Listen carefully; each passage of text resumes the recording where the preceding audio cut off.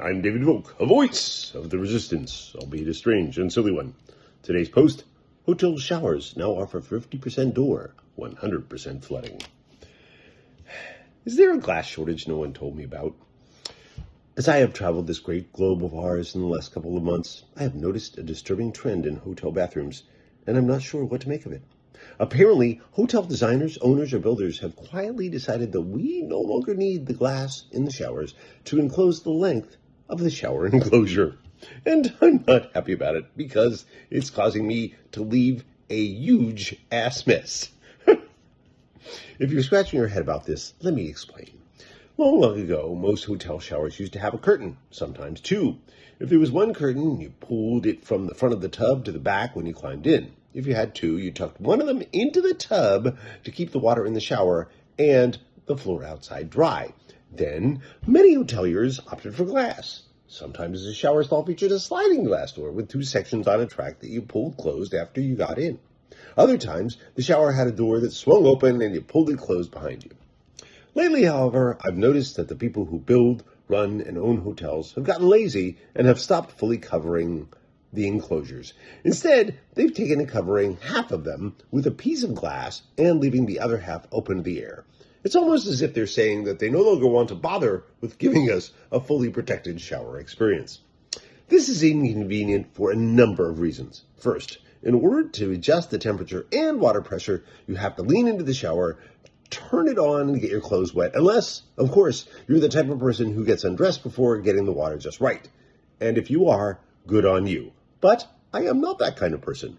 And given the difficulty of getting the water just right, I have to make several tries before it meets my standards, completely soaking my sleeves along the way. Then there's the small matter of room temperature. A full curtain or shower door protects you from the cold air outside the shower. A half-covered stall does not. And when your spouse opens the door while you're in the shower, you'll get a refreshing blast up your hoo-ha, or your what-for, or whatever you care to call it. I believe that the great philosopher Curly Fine put it best when he said, I first noticed this revolting development 11 years ago when I turned 50 and traveled to Spain to attend La Tomatina, an annual event where people come from all over the globe to throw rotten tomatoes at thousands of their closest friends. Since the tomato riot takes place in Buñol, a small agricultural town with few hotels, I had to stay at a fancy hotel an hour or so away in Valencia. When I checked in the night before, I discovered my bathroom had a walk-in shower with glass covering half the stall and the other half just open. There was no tub and the floor was not raised, but there was a drain at the back of the shower. It seemed odd to me at the time, but so did the bidet. So I just shrugged my shoulders, chalked it up to being a European thing, and bravely headed into the shower. It was late August after all. It was in the high 20s Celsius, or 1,000 degrees Fahrenheit, outside, and I wanted to be fully clean just hours before I would end up having tomato puree soaking all my clothes and getting into every exposed orifice. Everything was great for the first minute or two. The water pressure was excellent. The temperature was just like I liked it, and all was as it should be. Until I noticed the water pulling around the drain. I figured it was just a slow drain and would eventually catch up, but no, it did not. Before I could do anything about it, the water began seeping out of the stall and flooding the bathroom floor.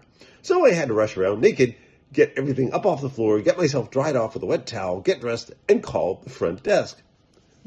That's a fun call to make when you're not proficient in the local language, let me tell you. I used my best Spanish to explain the situation, but they never taught some of those words in Spanish class. But I'm pretty sure, regardless, it wasn't getting the job done because they asked me to explain the situation over and over while the puddle hastily oozed from the bathroom to the rest of the room. I'm pretty sure I heard laughter in the background from the front desk's end of the conversation, but I was eventually able to make myself understood.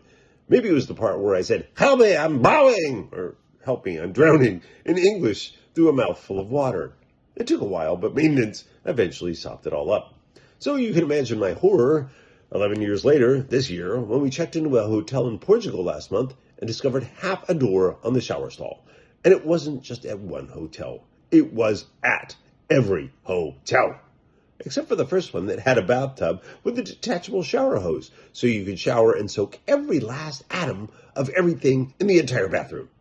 Even the centuries-old castle in Credo had half a door, and everywhere we went, we left behind huge puddles that were too big to soak up with the bath mat.